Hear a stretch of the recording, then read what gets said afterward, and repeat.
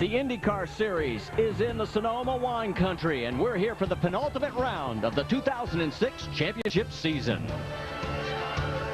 Weldon on the outside, at the stripe, Weldon! Every spring, the season starts at square one. The beginning builds as preparation for the big one. And a teenager win in Indianapolis!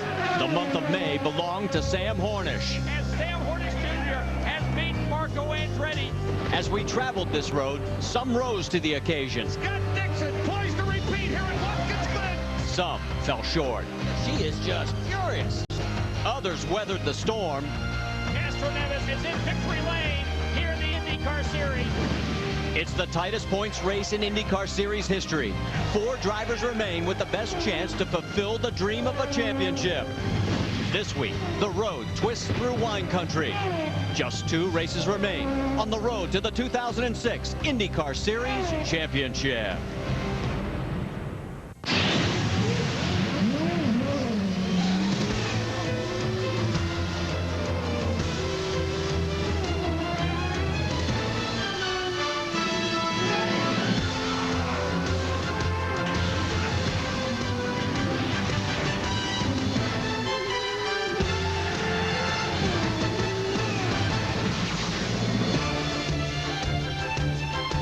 And we welcome you live to Infineon Raceway in Sonoma, California for race 13 of 14. Today it's the THQ Indy Grand Prix of Sonoma.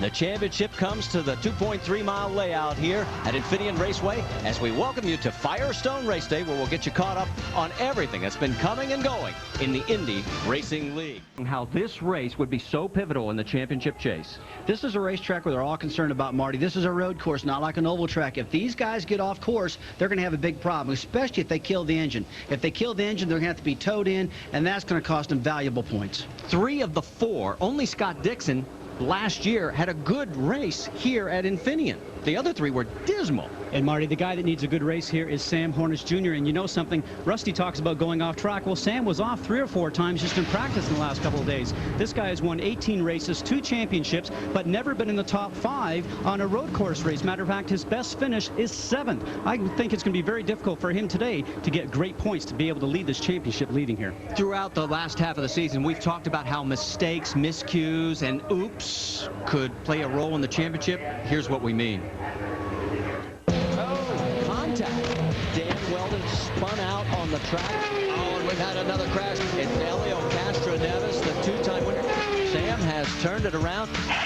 Weldon has broken a half cap. The points leader, Elio Castro Neves, spun, hit the wall. Oh, here, look out! Sam Hornish is done. Contact from Elio. And this is going to have a point championship change right now. And now the 9 of Dixon is out of fuel on the racetrack. We should have pitted. Dan Weldon stopped a little short, and that could cost him the race. All right, let's find out from everybody here who they think had the worst mistake of the season. Marty, I'd say my pick would be Sam Hornish. The mistake he made leaving pit road after just 1 lap of his tires getting up to speed at Nashville. He spun, hit the wall, cost him a lot of points in the championship hunt right there. What about you, Scott? I'm going to have to say Dan Weldon at Kentucky. You know, he's leading the event. He comes in and he actually misses his pit marks, and he ends up costing himself the win and also championship points. I think he's going to look back and say, that's a driver mistake. I could have avoided that. See, I think it was Elio at Indianapolis. Remember, we had 33 cars starting there, largest field of the year. He finishes like 25th, scores only 10 points in that race. Let's check in again with Dr. Jerry Punch.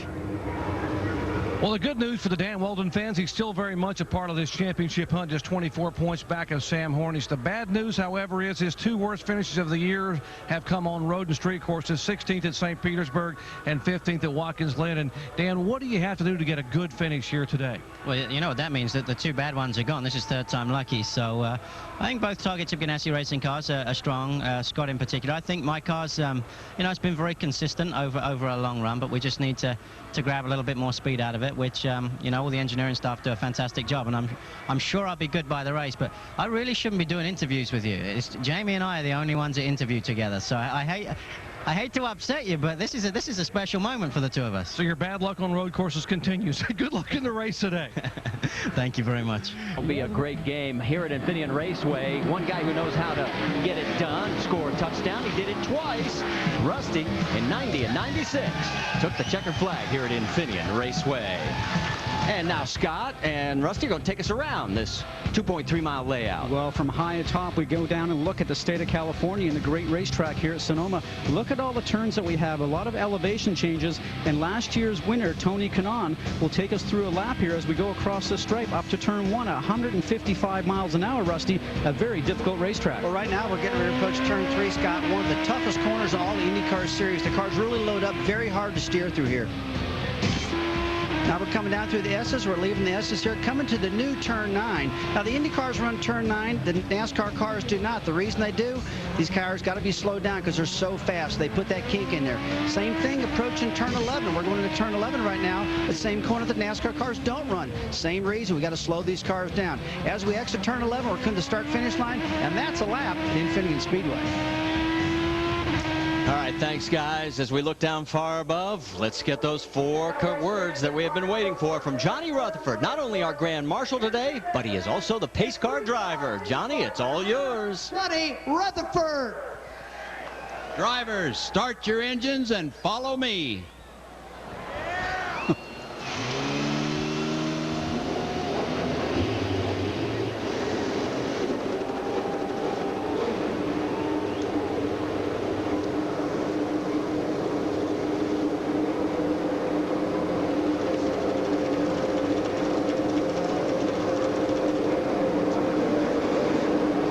The engines have fired. As we look down from high above, let's take a look at today's weather. It is absolutely perfect. A little cooler than we've seen the last couple of days here. Track temperature 101. We've seen 110 to 115. This is a great racetrack today. The guys should have a great time out there. A lot of grip overall and a very difficult racetrack. Well, right now what they need to do is get out there, log some laps, Scott, put some rubber down, get the heat in the tires, because this track is very, very sensitive to cold tires. So that's going to be one key thing at the start of this race. Take a look at the starting grid as it comes across the top of your screen. There you see Scott Dixon. Marco Andretti, the 19-year-old, will be on the outside of row number 1.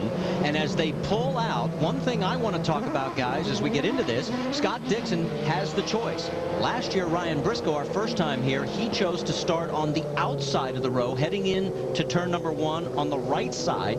Now, Scott Dixon says he wants the inside. What do you think? Usually what you end up doing is choosing the inside for the first turn that you arrive at. But the first turn here, Rusty, as we know, is that left hill, uphill climb, and then you get to that very tight right-hander at the top. Last year, Ryan Briscoe wanted to be on the inside for really turn 2. Scott Dixon feels that he wants to be on the inside towards turn 1. We'll have to see if it works for him, as it did last year for Ryan Briscoe. Yeah, I feel as though Scott Dixon knows what his car is going to do, and he feels comfortable with his decision, or else he wouldn't do it now. Look, you want to get to the inside on turn 2 as quickly as you can, so you set up the exit down into the really tough turn 3. So, hey, you know, I've done it both ways, and I'll tell you what, I've crashed in that corner at the start of the race too, because it's so slick out there right now. All right, let's check you in on our onboards for today's race. Our first one as we come from the back of the field forward. In the outside of row number 8, you have on board with Ed Carpenter from Vision Racing. Let's move a few rows ahead to row number 6, starting in the 11th position, on board with Danica Patrick as they head down into turn 6, the carousel. A little further up into row number 3, Dario Franchitti. He's going to be starting 5th. Great shot out of the back of the Klein Tools Dallara. And then a little bit further forward into row number 2, Tony Kanaan, last year's winner. You'll be able to see how that suspension loads and unloads even there as we're on the warm-up lap.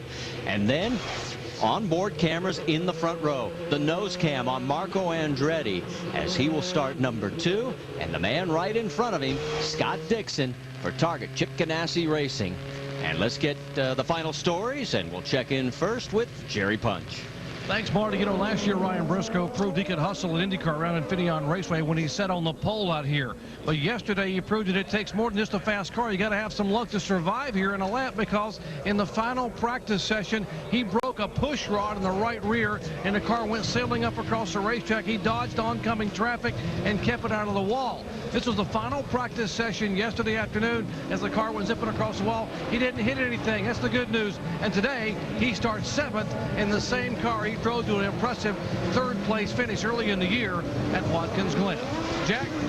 Well, Doc, since Marco Andretti tantalized and teased us at the Indianapolis 500, it's not been a question of if, it's been a question of when will he make his way to victory lane.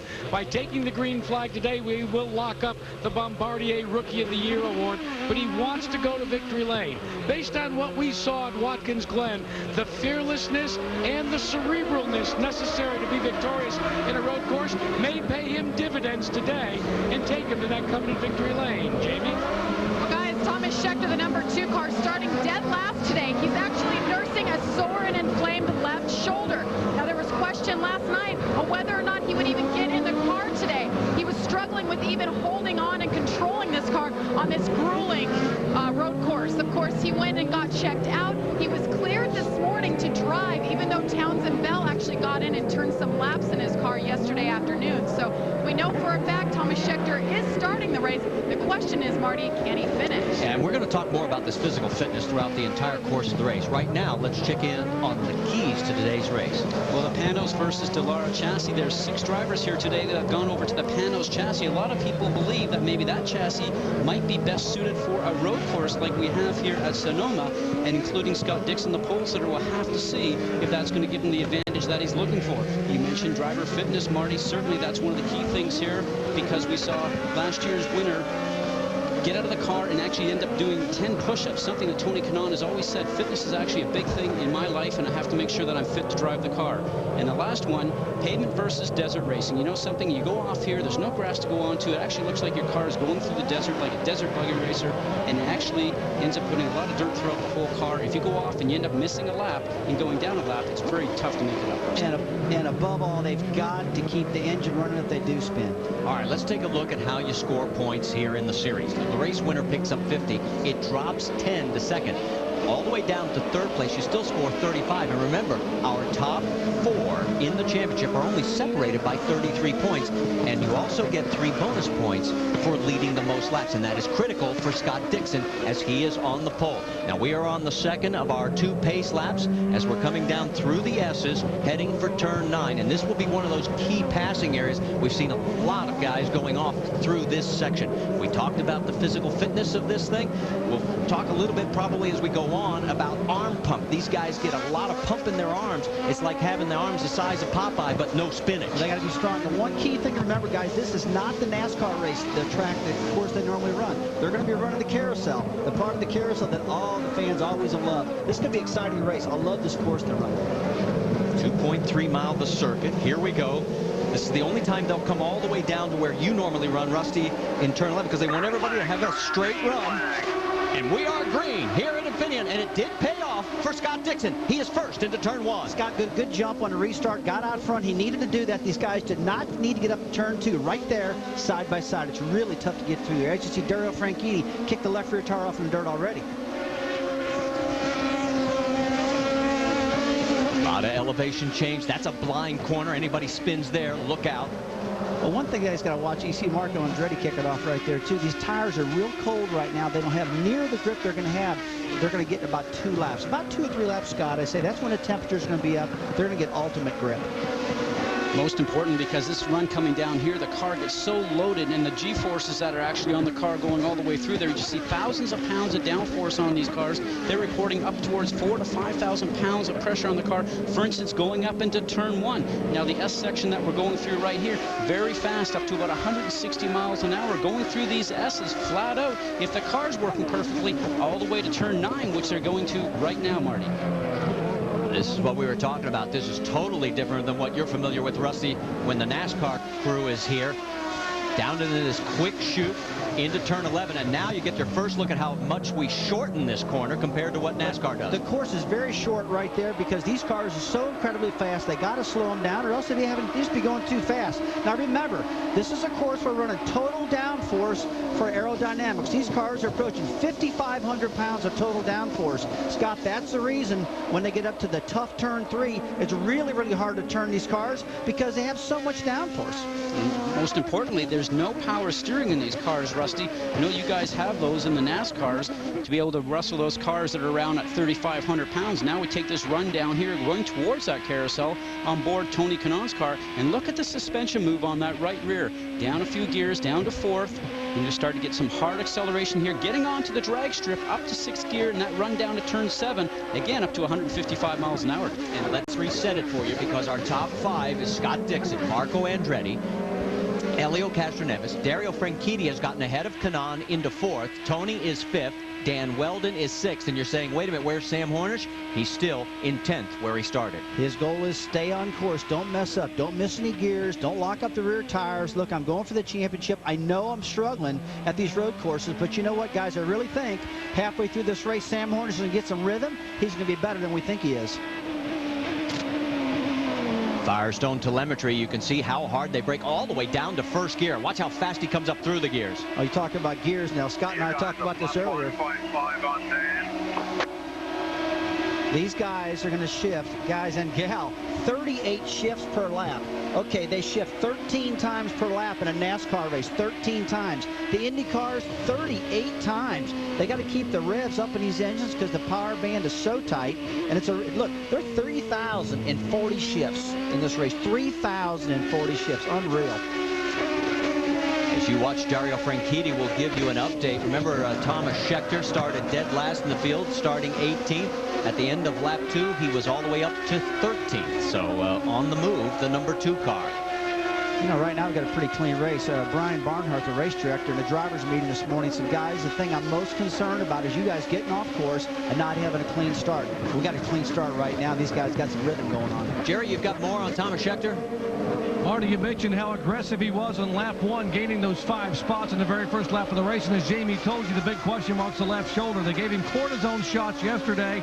He's not going to injure the shoulder further by driving today, but he may not have the strength or the stamina to run very long. And by the way, because you have to change the seat to change drivers, if he calls it quits, that car calls it quits. They will be out of the race, and he desperately wants to hang in the top 10 in points. The question is, can he be this aggressive more than 20 or 25 laps without that left arm giving out? Right now, he is hustling that race car. Yeah, and he's getting a lot of pressure from Kosuke Matsuura right through into turn number 1. Kosuke trying to get underneath him. And this is the most difficult part for Thomas right now, going up through that elevation change. I reported 17 stories from turn 1 all the way up towards from the start and finish line, and that's a very difficult section because of the downforce that is in that car.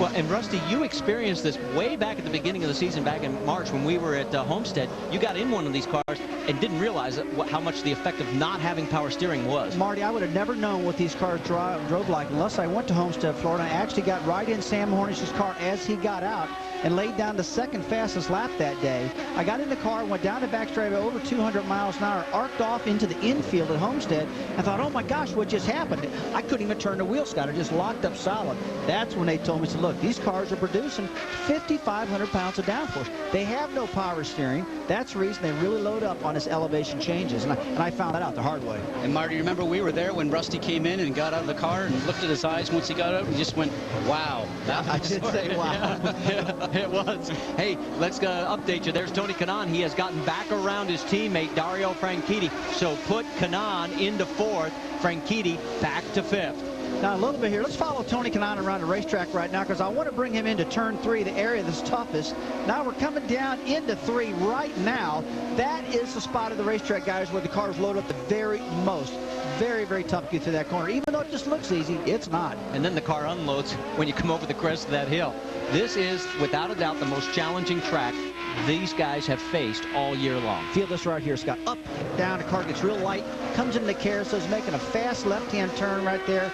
Great place to pass right there. You got to get a lot of speed off that corner, and if you do, you can outbrake these guys going into turn 7 right here. And that most important run that you talk about going into that carousel, you have to have the car straight under braking. You can't actually start to brake the car as you're starting to turn. The maximum braking has to be in a straight line if you want to keep that car going quick enough down through that carousel. Well, that's a great point because if you're not, you can lock up a right front or a left front if you don't have the whole platform flat on those front tires and engine. Let's check in with Jackaroo. You've got more on Tony Kanaan? Well, fellas, you know, drivers can be superstitious. Well, team crews can be as well. You're taking a look at a giant-sized pine cone that was discovered this morning in the stall, the garage stall of one Tony Kanaan. They have taken that pine cone out onto pit road, and it has become their standard bearer. They said, we think it will bring us good luck. They said, besides that, it looks kind of neat. Well, Jack, I got to tell you, I don't really think that pine cones are supposed to be in the garage area, so I don't know if I'd be bolting that thing to the top of my tent. Well, what's your story on that one? Well, you know, you kind of wonder if maybe some raccoons got in there last night or something like that. But as long as it wasn't a beaver dam, I think we're okay. Okay, I hear you. All right, everything's pretty much lockstep right now. Dixon, Andretti, Castroneves, Kanaan, Franchitti. That is your top 5. What about Weldon? He is in 6th. Sam Hornish is in 10th. We're going to go side by side. You stay with us because the championship is far from over. ESPN's presentation of the THQ Indy Grand Prix of Sonoma, brought to you by THQ and Saints Row, the hottest new video game exclusively for your Xbox 360 in stores August 29. Firestone Tires, a tradition of innovation. And Honda, proud sponsor of the Indy Racing League IndyCar Series. Well, Marty, somebody's already won something here. Marco Andretti has just locked up the Bombardier Learjet Rookie of the Year title. That's something that kid's going to be happy to have on top of his mantle and in his resume, that's for sure. And if I remember correctly, it's about a $50,000 check that'll be at the year-end awards, so that'll spend well for the 19-year-old. You got that right. Jerry, what are you hearing down there for Pitt right now? We're hearing 26 to 28 laps. Is that still what you're hearing? Yeah, Rusty, that's the window that they're talking about here. The window may open around lap 25 for some of those that are being real aggressive with the fuel, like the guys you're watching, Sam Hornish and company. Others up front that aren't having to use so much fuel may go 27 or 28. But here's the critical thing about road course racing in Indy cars is that if you can be one of the drivers, one of the teams, to reach your window early and short pit, maybe you come in a lap early than others and then hope for a yellow flag, and then when they pit, you're out front. Now, the critical pit stop, though, will be the second one of the day. If they can, whoever gets to lap 50 first or gets their window open, if they can pit on 50 or 51, come in early, you may have a shot to steal the win. It could be all about pit strategy here today because you can actually dial back the fuel consumption quite a bit here and not have to, but still be able to hold off the car behind you. And I spoke to a lot of drivers this morning, Doc, after the drivers meeting that said they're going to try and do just that because it's so difficult to pass at this racetrack. You end up using up a lot of fuel by jabbing the throttle, trying to get around people and trying to get other turns real quick. As we watch Scott Dixon right now, he won't be using too much fuel because he can do everything at his own pace very smoothly like a lot of these few cars can right now. And further back in the pack, when those guys start to run around each other, sometimes you end up using more fuel even though you're further back and not going as quick. And we're waiting for Sam Hornish, our points leader, to come into view, and there he is. So you saw all the cars that are in front of him right now, and Sam still in 10th. That's exactly where he started. And realistically, guys, his best move, we've talked about, keep those 4 Firestones on the pavement all day. We saw in the opening how many times he has been off this racetrack, you know, and he's such a focused driver. He's physically fit, and I think he's got the right goal in mind. Stay in the race course, see where I am at the end of this race. And he's currently running about 3 miles an hour slower, Rusty, than the leader on his pace right now. You're not just going to pick that up by trying to drive just a little bit harder in a couple of turns around a 2.3-mile circuit. No, he's got to get his comfort level up right now. You know, as I'm looking here, the track is starting to blacken up a little bit. The more Firestone runners getting laid down on the racetrack, but still, Sam's got a concern. He knows he can't get this thing off course. You know what? The family is so concerned about that. I talked to his wife, Crystal, yesterday morning. She said, you know what? When Sam spins the car out, he keeps killing the engine. We got to figure out if he spins, how not to kill this engine. So these two have had a conversation, believe it or not, and said, look, Sam, think about it. Think about me. If you spin this thing, get the clutch in, don't spin it. That's how involved this gal is with this championship. Well, here's the other thing to remember. Sam Hornish has never finished better than 7th on a road course. And you heard at the pre-race, Scott Dixon's never finished worse than 7th. That sort of puts it in perspective. And the 2 championships that Sam Hornish won, there was no road courses during those years on the championship trail, all oval racing, and that's where he really is a master, is the background in road course racing, but really has perfected, much like Rick Mears, oval racing. And take a look at our points right as of now. If the race was over, it would be 24 markers separating the top 4. Castroneves would retake the points lead by 8 over Sam. Dixon would move up to 3rd, bumping Weldon to 4th. All right, let's check back in up front with Scott Dixon. He has about a 3-second margin over Marco Andretti. It's another second back to Castroneves, and we have a problem. That is down in the turn 11 area, I believe. That is Jeff Bucknam in the A.J. Foyt Enterprises number 14. What the heck was that? What, he tried to dive down the inside of me? Like from here. That is the last turn here on the race course. We have a full course yellow now. So our first full yellow, we had 4 last year at the inaugural running of this event. And for Jeff Bucknam, it looks like he's going to at least need a restart. Let's see what happened, guys. Very tight turn 11. You get down to about 35 miles an hour. The 17 car of Jeff Simmons in the ethanol machine tries to make a move on the inside.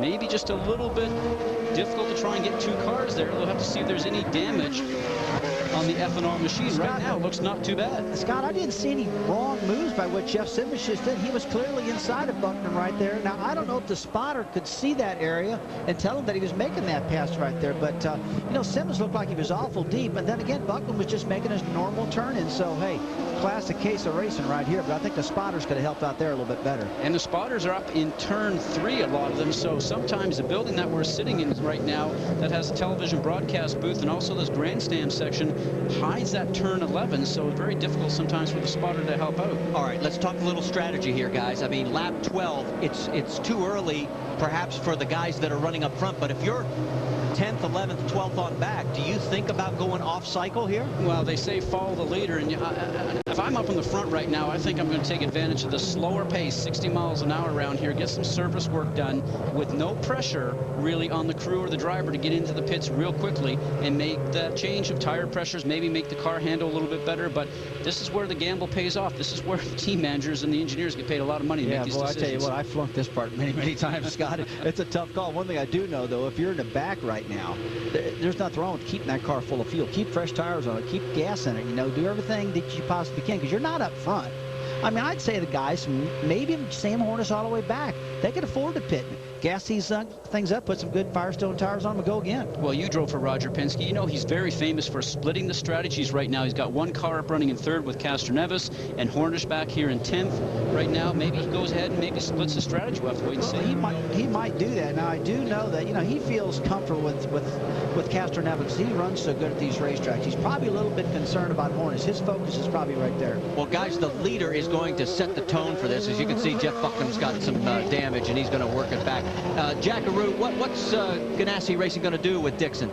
And they are going to pit their leader. Scott Dixon is going to come in, and this is where we'll see the split, as Jerry had alluded to with Rusty. Some teams are going to pit. Other teams like Vitor Meira are going to hold pat, maintaining that it's more important to do this race in 2 stops rather than making major changes. Well, and Meira falls into that group. He's back in 8th that we talked about. So now if the leader comes in from Meira on back, maybe do they stay out? They gain a little track position here and hope that maybe either another yellow or the cycle comes through for them. And Marty, the key phrase is track position. It's so difficult to pass at this racetrack that if you hang out and actually wait for track position, that's important. Now we see that Weldon has come in when there's a lot of people actually put their equipment out and chose not to. Wide open. We're going to do fuel only, just fuel, and a half a turn of front wing. So Dixon did not come in. Here comes Weldon. Let's go to Jackaroo. Focus on Dave here. Well, this was a major change being vectored in as Dan Weldon. He comes down on the pit road, and look for them to make a chassis change. They do. As he finishes his pit stop, let's go to Jamie. Sam Hornish Jr. comes in. You know how Roger Penske likes to mix that fuel strategy. They get fuel and 4 tires, and he's away. Schechter, Sharp, Simmons, and Ed Carpenter also pitted under that strategy. Again, most of those cars further back, so when the leader stayed out, that opened the window for these guys, and now they have a fresh load of fuel. This is going to be the kind of interesting strategy we're going to see played out throughout this race. We're under our first caution, working lap 13 of 80 here at Infineon Raceway. We're going to go side by side. Stay with us. You won't miss a thing. And we'll find out how this strategy plays out as the race rolls on. Still under yellow here at Infineon Raceway. Let's get you caught up if you're just tuning in. Scott Dixon has dominated from the drop of the green flag. He's led every single lap so far. Young Marco Andretti, though, in hot pursuit, no farther than 3 seconds behind. The 19-year-old doing very well. Thomas Schechter moved from dead last, 18th in the field, up to 13th. That was right before the yellow. He has pitted since. Sam Hornish, who's also pitted here in this first yellow, has been running steady. He maintained his 10th position. And, of course, the reason for the yellow, contact between Jeff Simmons that did a lot of damage to the suspension of the number 14 of Jeff Bucknam.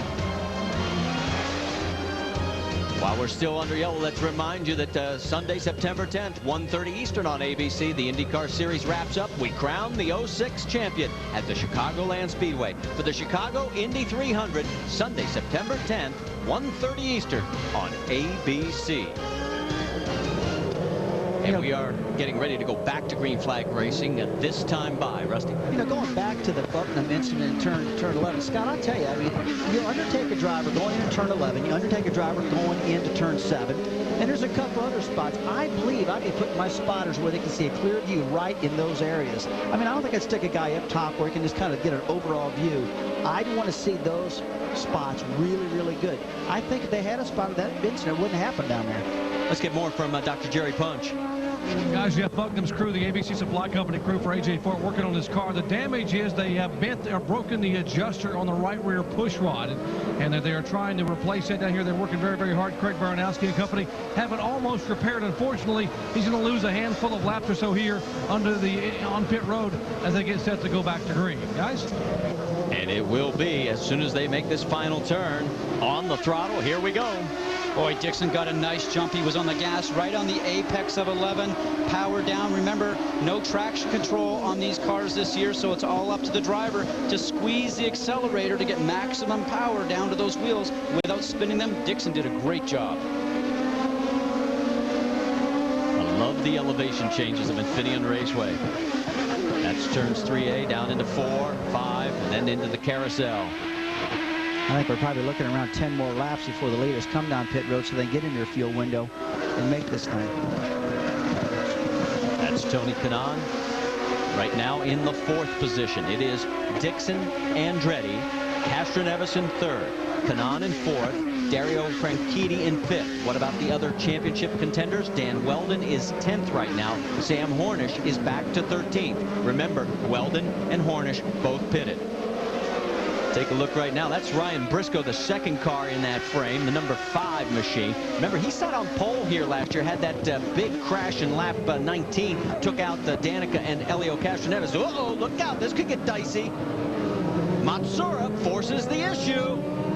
And I'll tell you, that's a really tight turn 9. There's a lot of speed getting on the turn 9, the new turn 9 that the NASCAR cars are not accustomed to running. And you can see they really compacted herself up there. Now we're going to turn 11.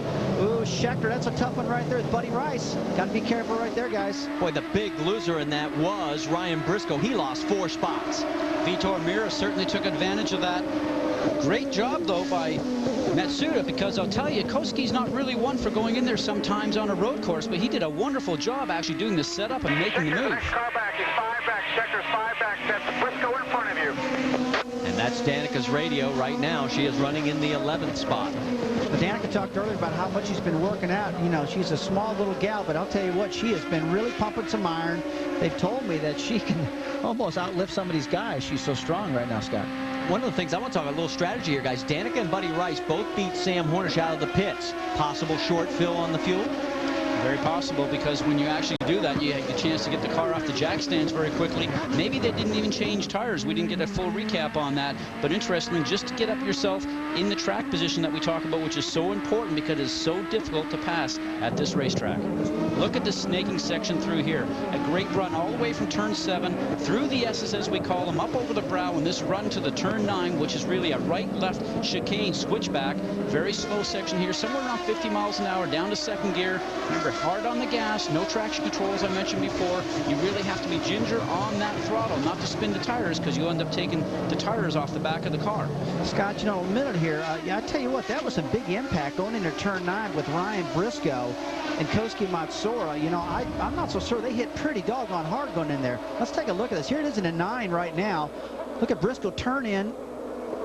Oh, look, that got banged. Look, Briscoe up on a. Yeah, I tell you what, that's tough on the suspension. If I was Briscoe, I'd be taking a look at that. Well, right the guy that got the short in that, like you said, is Briscoe, because he ended up going through the dirt, got all that dirt on the tires, just didn't have the grip to be able to turn around and get some acceleration coming out of there, and that allowed the other cars to go by. Well, let's get more on Ryan Briscoe, Doc. And guys, right before that incident, Ryan Briscoe cued his radio right before the green flag and said, guys, I am having a steering problem. The steering is really starting to tighten up here. It is hard to turn. You saw him going into 9. He tried to turn inside of Kosuke, and the car wouldn't turn. You can imagine it's tough enough on this course to steer it anyway, but now it's stiffening up. They're hoping to get a yellow, get in, and take a look and see what the problem is, but he's having a tough time turning the wheel. Another guy who's having a tough time is Sam Hornish. Buddy Rice is all over him through 7. This is where Sam's got to be careful. Don't fight the thing and don't try to overdrive the car and keep Rice behind him. Look, if Rice has caught him, he's right on his bumper, let the guy by, fall in, he needs these points. This is the spot in the race, guys, where pressure on a driver can really play a bad factor and cause bad things to happen. Jamie, what are they talking about down there? Well, guys, we've been talking about Sam Hornish and all the spin-outs he had in practice. He's really been struggling here, but the big problem has been his car setup. They just cannot find the right balance. He said he's lacking grip on the back, and now this is him on the radio just a few moments ago talking about his car and race condition. I don't know what the problem was. That first run car just is not very good at all. Couldn't do anything, just pushing real bad. Okay, you're doing fine here. Those guys didn't take tires and got out ahead of us there. We're okay, though. And while all this was transpiring, we get word that Thomas Scheckter has pulled into the pits, and he has got some damage. Jerry, what's going on? Well, the right front tire has gone down on Thomas Schecter's car, so they're going to take that Firestone Firehawk off and replace it. Apparently off the course just a little bit, and it doesn't take much here with the debris that goes on the race course. They're checking suspension, and it is down and away. So Thomas Scheckter, who has battled a shoulder injury, now has to battle a problem with the right front tire. Yes, and it is potentially going to cost him, could put him a full lap down, as we're working lap 18 of 80. And there again, we show you Sam Hornish. Hornish in 12th right now, but he still has Buddy Rice close behind and Simmons right behind Rice. And to go on something that Rusty was just mentioning a moment ago, the points championship is so important. Obviously, you got Sam Hornish leading the points championship, and right now he's running back in 12th. Now Rice, who's running 15th in the points championship, really nothing to lose. If he goes in there and be a little bit over aggressive, ends up bumping wheels with Sam Hornish, you know, there's no real loss for Buddy Rice right now because he's not in the championship hunt. No, he's going for it. He's tired of running bad. He's had a lot of bad runs this year. You know, I guess it's good to note right now that Buddy Rice is back in the Panos chassis. All the Rahal Letterman guys are back in the chassis on the Panos. Who we got here? We got both Ganassi cars and Panos. We got the 3 Rahal Letterman cars and Scott Sharp. So this is something that happens on the road courses. You know, the preferred chassis is the Delara on the speedways. Now, there is obviously a teammate situation on the Fernandez team with Kosuke Masur and Scott Sharp. Kosuke is still running the Delara chassis. Scott Sharp has moved into the Panos chassis, so there's a bit of a different theory going on there between those two teammates. Well, let's get more on what's happening in Rahal Letterman's camp. Doc? You guys mentioned that Buddy Rice has nothing to lose, guys, and that is indeed the case. Remember, a couple of races ago, he was given his release by Bobby Rahal to go ahead and see what's out there as far as possible rides for next year. Now, there's been nothing definitive out of the Rahal Letterman camp. Buddy Rice is their Indy 500 winner, having won the race in 2004. But if Buddy Rice wants to be able to get another ride or have other options, he needs to be impressive these last couple of events of the year here in Chicagoland. Remember last year, this race was the first time he'd ever driven on a road course in an IndyCar, and he drove it from the back of the pack all the way up to finish second. He's trying to impress more people here today. Meanwhile, let's check back in from high above as you get a look down on Scott Dixon. A 2-second margin over Marco Andretti. Jack, you've got more on our race leader? Yeah, Marty, you guys were speculating that around lap 25 to lap 26, the leader should be expected in. I just spoke with Mike Hull, and he reminded me about how you can make so much fuel mileage during the caution. The plus for the man in the left side of your screen, he told me, he says, I think we can push it now to lap 30. Not quite sure why you'd want to do that, but they really want to make this in a 2-stop race, and if you can go that far, fellas, it means the last stop, you don't have to take a full load of fuel. Well, Jack, you know, he's got such a big lead right now. He can probably dial this thing back a little bit in a fuel burn, Scott. I mean, he could take that and actually, instead of that car burning the fuel it's burning, go back to maybe position, you know, 4 or something like that and burn less fuel and make it to lap 30 because he's so doggone fast out there. Look at this. He just ran a 1:19.20 compared to second place 1:19.56. Now, folks, I'm talking lap times. I'm not talking miles per hour that you're probably accustomed to hearing, but that is pretty fast. It's about a half a mile an hour difference, and when you lean it back, what you're mentioning, Rusty, is you're putting less fuel into the engine. It runs leaner, as we call it, produces less horsepower, but you can make that up by being super smooth, a little bit less on the brakes, make the car carry some more speed through the turn. Some things that drivers can do, and some are better than others at being able to save fuel. Dixon's one of the best. Speaking of Scott Dixon, 2004, 2005, he only led 2 races combined those 2 years. Clear. This is his 8th race this year where he has led, and of course he had the big win back at Watkins Glen. And right now, you heard him say he's 2.5 seconds ahead of Marco Andretti as he moves down through turn 9, almost ready to complete lap 21 of 80. We're going to go side by side. What's happened to the man who won here last year, Tony Kanaan? Well, he is running 4th right behind Helio Castroneves.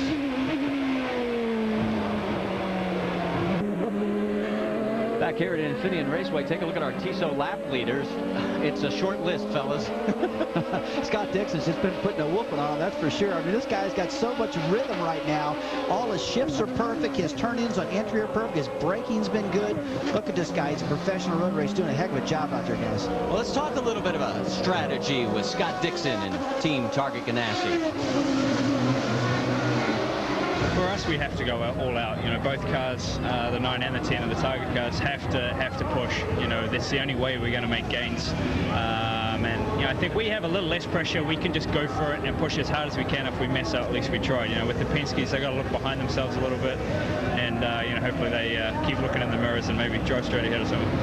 Pushing as hard as you can has been the benchmark of Team Target Chip Ganassi in all of their efforts. And yesterday, in the Rolex Grand American Series, they celebrated not only their 6th win of the season, but they also celebrated for the team, including Nextel Cup, IndyCar, Busch, and IRL, their 75th victory when Diaz and Pruitt pulled into victory lane after dropping as far back, fellas, as 22nd. It was a great endurance race.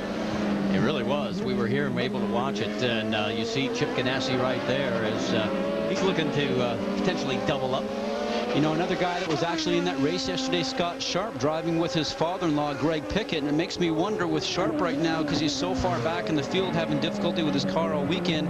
Rusty, as you know, you have to be so precise with these cars. I just wonder if actually driving a Grand Am car on Saturday and an IndyCar type thing in that race is just something, it's just very difficult to do to sort of get the rhythm in there. Now, his father-in-law's been racing for years, and Trans Am has won 18 races and won races in 4 decades. But, you know, you just can't switch back and forth between 2 race cars like that. Well, you know, that's a great point, Scott. It really is. But I will tell you, when I drove the 24 Hours of Daytona this year, I was really surprised how similar they were to the Indy cars that I drove at Hornishes down in Homestead. They have no lift upshifting. I mean, you hold the throttle wide open. You keep pulling the shifter back to put it in gear. They brake really, really good. But, you know, going back to road racing, let's talk about Scott Dixon one more time. Let me tell you how good this guy is. Chip Ganassi fielded a 2nd car for the 24 Hours of Daytona. He put Dan Weldon and Scott Dixon. Dixon dominated that 24 Hours of Daytona and won that race in a Grand Am car. So he's won in the Grand Am cars. He's dominating today in the Indy-style cars.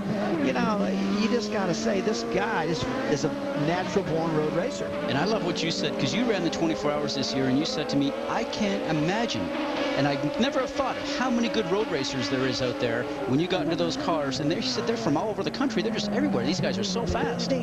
Very good drivers. I mean, you got drivers that I've never heard of. We've probably never heard of in NASCAR land. Lucas Lohr, you know, Amadinger. We got name some others, Patrick Long, guys like that. These guys are incredible. They could jump right on these Indy cars on a road course and probably win right away. But I did find out how the talent down in Daytona is very diverse.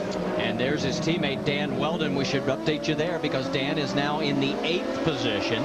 And right behind him is Ryan Briscoe. Jack, you've got more? Well, fellas, Dan Weldon is driving with a different driving suit today. He went to put on his normal driving suit, and after multiple washes, it had shrunk. So when he decided what he should wear, he went to the closet and he grabbed one of Scott Dixon's. As he began to put it on, he kidded Dixon and said, "You're so good on the road courses, maybe this will rub off on me." Well, now wait a minute. Do we want to talk about fire suits, Jack? Isn't there a little story maybe involving you with your fire suit? Well, I knew you had to go there, didn't you? My suit is being brought to you today courtesy of Whiteout, as my fire suit encountered some sort of a fungus problem while it was being transported. To tell you the truth, it's mildew, folks, but it's okay. We got him cleaned up. He's all right. There's Sam Hornish. Let's take a look at the points right now, because it's not good news for Sam. He would drop 2 spots if the race ended right now. He would be in third, 9 behind. Dixon would be in second, just 8 behind our new points leader, Elio Castroneves. But it's not over yet. And Rusty, you know, when you get to this point in the championship year with only a couple of races left, and after this race here, you'll go back home, get a weekend off, and before you get to Chicago, you'll sit back and think about all those little places where you've lost a few points, mistakes that you've made, and ways that you might have thrown away this championship. They all think about what they messed up on, you know, in the championship hunt. Who did this wrong? Who did that wrong? It's all drivers do that. Take a look. There is Sam right behind Danica Patrick. These guys have stayed out or starting to Danica is 10th. Hornish is 11th. Now Briscoe has peeled off. He is in the pit lane right now, we can tell you. So that will move everybody else up a spot. There he is getting his service. So move Hornish up to 10th, Danica to 9th. Okay, guys, this is where it's going to start heating up right now. We're at lap 27. These leaders got to hit pit road pretty soon.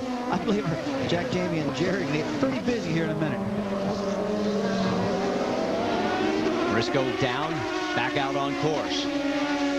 Nothing has changed up front. The battle is a 3.8-second gap as Scott Dixon is trying to basically lay claim to this 2.3-mile circuit all to his own. Let's talk some more lap speeds one more time. I know I like to talk to stopwatch times, guys. Dixon just ran a 1:19.18 compared to second place 19:41. Then after that, you get around about 6th place. They all get in the 120s and a 122nd bracket. That's how dominant Dixon's been right now. Second in the championship points coming into this race. Elio Castroneves is pulling into the pits, and there you see him on the left side of your screen. Jamie's coming your way. Well, Marty, Elio Castroneves, as he makes his way down pit road, he's putting his all into this race. He has 2 more possibilities to take home this championship. He may have won 2 Indianapolis 500s, but he has never won a championship. He is so dead set on taking it home. He's turning down media obligations, guys, and that's never like Elio Castroneves, as you see him exit his pit box, 4 tires and full fuel. Jack. Well, Vitor Mira, as scheduled, is pulled on the pit road. They made a minor chassis adjustment. This is exactly what John Barnes asked for. And guess what, fellas? Next up on the pit road docket will be your leader, Scott Dixon.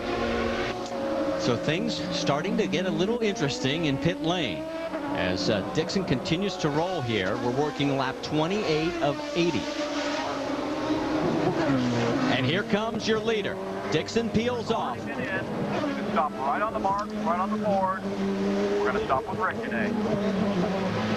Fuel position 1. Fuel position 1. Let's go to Jack.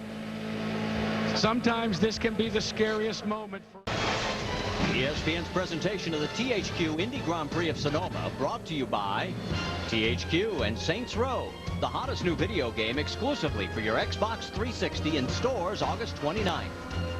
And Capital One. What's in your wallet? Back here at Infineon Raceway, we are just about ready to go back to green flag racing. Dash lights are off. Straight and steady to turn 11, please. No movement. Straight and steady. Straight and steady.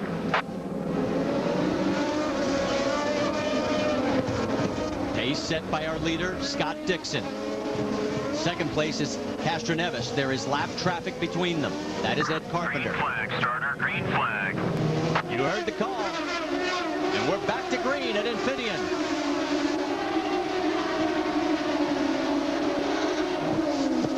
Castroneves really got no help by Ed Carpenter. Dario Franchitti does get by as well, but you're right. A bit of a hold-up by Carpenter on the restart. Saw some dust flying in the background. Somebody dropped the wheel. Whoa, look out. That was Vitor Mira taking the dive underneath around Carpenter, and he makes it stick. You know, they've been beating Carpenter up a little bit. No touching going on right here, but Elio knew he needed to make that pass going into turn 1. That was a pretty aggressive move with cold tires, rubber built up on the tires, stuff like that. Scott to do that, and then you got ambushed again going into the carousel. You know, he's not really known as a course racer to talk about what he's going to do in the wintertime to try to improve his road course ability. Ed Carpenter is. Remember how great he ran at Kentucky just a few weeks ago? He's looking forward to the Chicago event, he told me just the other day, because they're back in the oval. Now remember, Marco Andretti just pitted. That's why he is back in 10th spot right now. He's trying to wheel and deal, and that's Simmons in front of him. Jamie, you've got more? Well, earlier in the race, he tucked up behind Danica Patrick and saved an awful lot of fuel. Well, the team is thinking about rolling the dice and maybe trying to do some fuel conservation now. Here's what Marco was saying on the radio to his engineer, Kyle Moyer. Once you get in the pack, I need you to save as much fuel as you can into these yellows. We're going to try to go on left. Yeah, we're going to need a little bit to help, but yeah, we ain't going to see you the rest of the day. And his father, Michael Andretti, said it is certainly a possibility that they could go to the end of this race without coming back in, guys. That could be huge. Track here, and Mario was saying that he has been impressed, and obviously he should be, but he said most importantly, I look for a driver that can take everything in around him, and he says Marco just seems to do that without getting excited. So something in the genes, or maybe in the water, or maybe in the wine. What is it with all these wine, these vineyards? You got the Andretti's, you got Jeff Gordon, you got Richard Childress back in North Carolina. It's got a vineyard. They're all into it. Where's the Rusty wine? Yeah, where's Rusty wine? That just doesn't sound right. Rusty beer sounds better to me. And what brand would that be? All right. You know what it'd be. All right, here they come into pit lane, and the race leader is going to stop. Now, remember, last year, Tony Kanaan made his last stop on lap 50. We're on lap 51. Kanaan went on to win the race. Jack Arute, they're coming your way. And this should be the final stop for Scott Dixon as they rumble down pit road here. To the end of pit road, Scott Dixon will bring them in. Now, directly in front of Dixon are the Penske cars. As Dixon peels off, Helio Castroneves comes to work. I don't see any major changes on Scott Dixon's car. Jamie Little? Penske cars come in. Roger Penske told Sam Hornish Jr. this is the one that counts. He topped off. He only pitted 10 laps ago.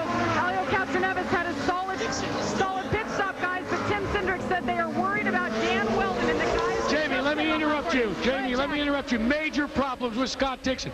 They were done, they thought, with their stop. But then the left front, they couldn't get the lug to tighten.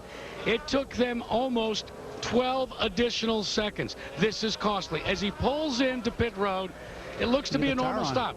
Now look, they take off that left front tire, they put the right front tire on, and they can't get it on. All of a sudden, the jack's not high enough. There is a little bit of disconcerting effort there. They don't know how to get it up. Finally, they get it jacked down there, and Gilbert Swafford then does the work. But boy, that is an eternity. I don't care on what racetrack you're running on. And Jack, we talked so many times about track position. That is so important here. He's got to get through all that traffic now. An opportunity to actually have a run-in with some other cars. That's the most important thing. But we said before, we liked Marco Andretti's strategy. He's now up front, getting yellow. He'll probably be able to make it to the end. And we talked about it at the very beginning of our broadcast. Mistakes, miscues, and oops. And how they have played in the championship chase all year long. Scott just had one of those miscues in the pit lane. He now finds himself back in 12th.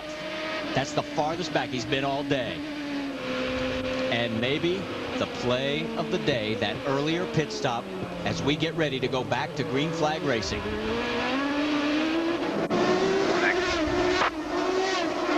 Green flies. Marco Andretti is your race leader. Last year's winner, Tony Kanaan second. Danica Patrick third.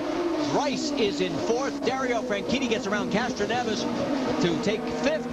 Helio sixth. Dan Weldon seventh. And Sam Hornish coming into pit lane. This is unexpected. And this is championship repercussions right here. Did not get enough fuel possibly last time. No tires, just fuel. The hose, we're being told, did not reach on the last pit stop. They did not get fuel in. That's deja vu from what we saw last race. And Kentucky with Danny Weldon had the same situation, so we'll have to go back and see if we can find that. And here he comes out of the pits. Didn't stall it. Didn't stall. His wife's talking to him. Didn't stall it. Kept it running. That was very important. Big mistake on Team Penske. They put Hornish in this box. I cannot believe what happened to Dixon, guys. Pressure all the way around, not only in drivers, but also in the pit crew, guys. Well, we talked about two of our four championship contenders that have the best shot here. Here's Sam coming out of the pits. He's hot.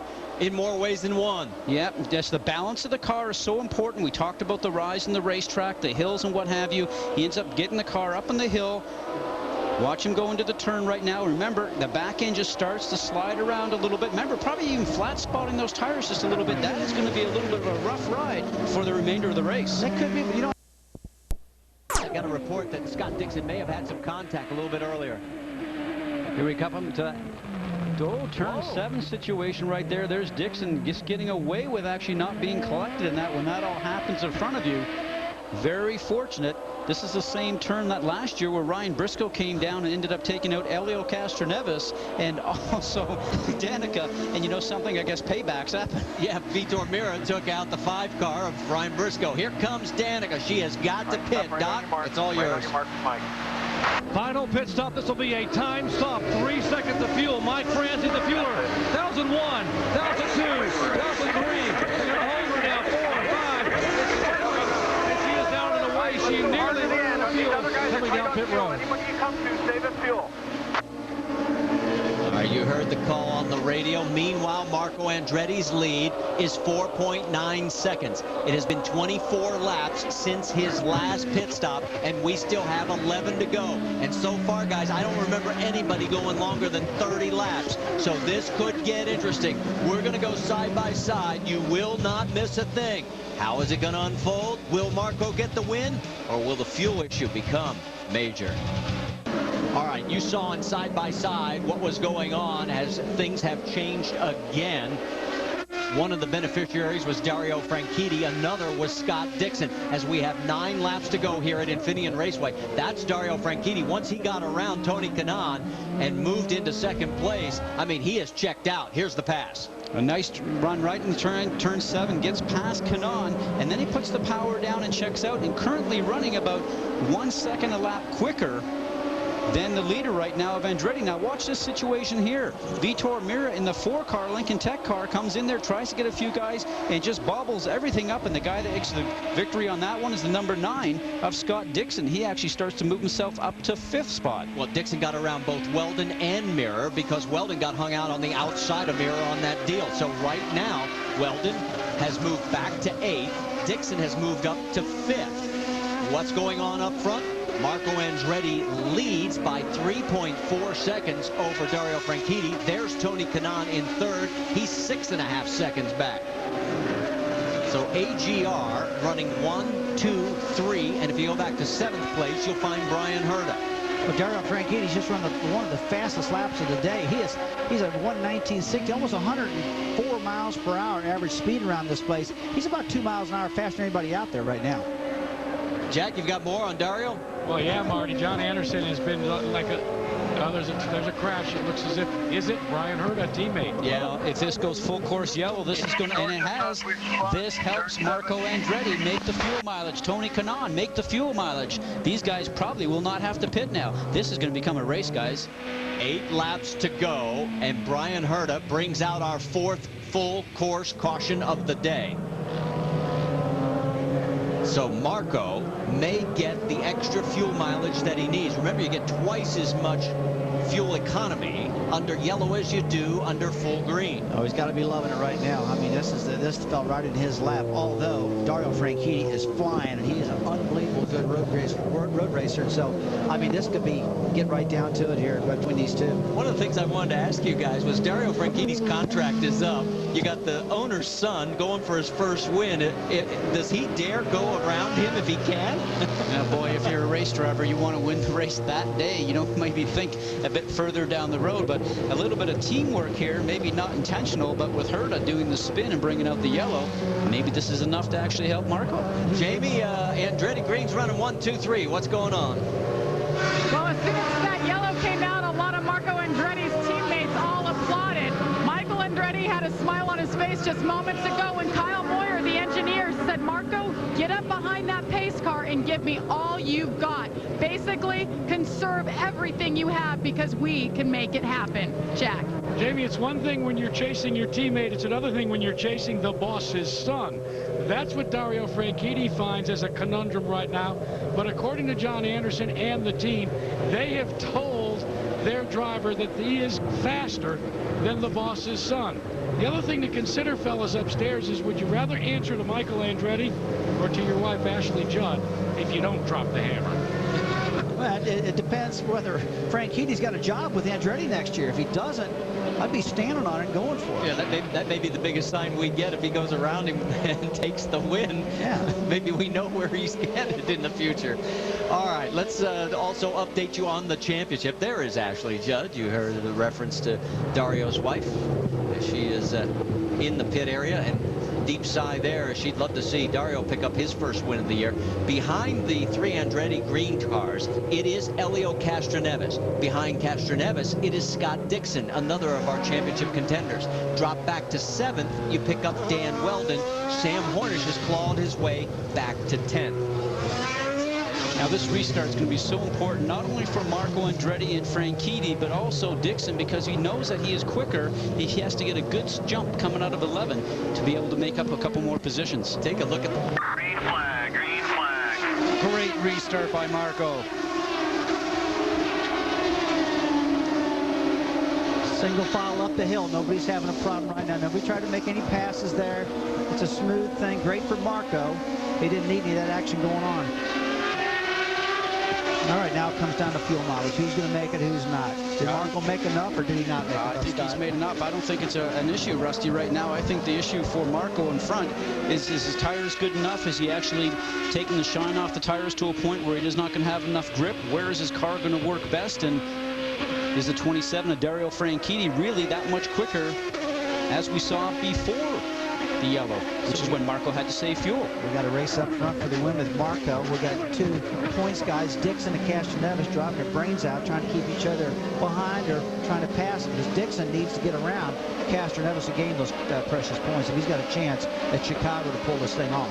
Dario Franchitti has 4 career wins. Marco Andretti has 0. Tony Kanaan obviously won here last year, has won already this year. So is Castroneves. So right now, what's your heart doing if you're Marco Andretti at age 19? Well, you got to hand it to the kid. Look at this. He almost won the Indianapolis 500. Now let's go a complete different type of course, a road course. He's leading this thing too. I'm telling you now, I think he's got some good genes, that's for sure. He's very diverse. He's running great at all these types of courses. Doc, you've got more?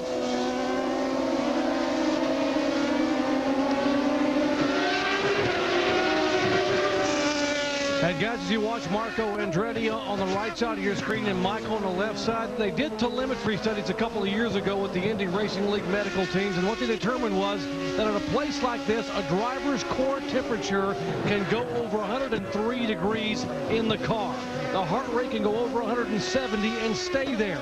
You are literally physically being just cooked and spent inside the car. And remember, Marco has had a bad cold all weekend, was under the weather last night and 2 nights ago. He has got to hang on somehow physically these final 4 laps. Jamie? And I can only imagine the body temperature of his father, Michael Andretti, who's been standing here biting his nails. Right now, Kyle Moyer just told his driver, Marco Andretti, give me 4 more laps just like you did, and we can make it, guys. Well, unbelievable, because I can tell you, he's the fastest kid in the field right now, outrunning everybody almost by a mile per hour, maybe 4/10 of a second, something like that. I'm looking at the monitor here, guys, up in the booth. But he is flying, and Franchitti's not catching him. He's just making some smooth laps right there. Well, let's listen into the audio that we tapped in between Kyle Moyer and Marco Andretti.